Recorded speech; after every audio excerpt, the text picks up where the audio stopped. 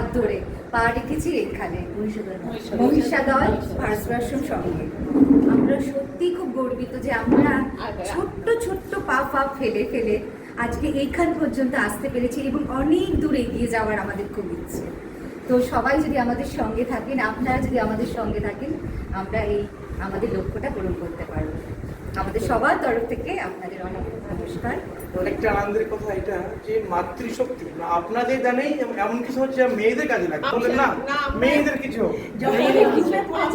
আমি আপনাকে বললাম না, গ্রুপের থেকে সবাই আন্তরিকভাবে ঝাঁপিয়ে পড়েছে, মানে প্রত্যেকে বলছে হ্যাঁ এটাই হবে এটাই হবে। আমাদের প্রতিদিন সন্ধ্যায় মায়েরা এখানে 20-25 জন মায়েরা আসে রোজ সন্ধ্যা আরতির সময়, যে আজকে বিশেষ কারণে ওদের আমন্ত্রণ করা হয়নি, যা শুরুটা হোক আমরা ট্রেনিং শুরু করবো পুজোর পর থেকে।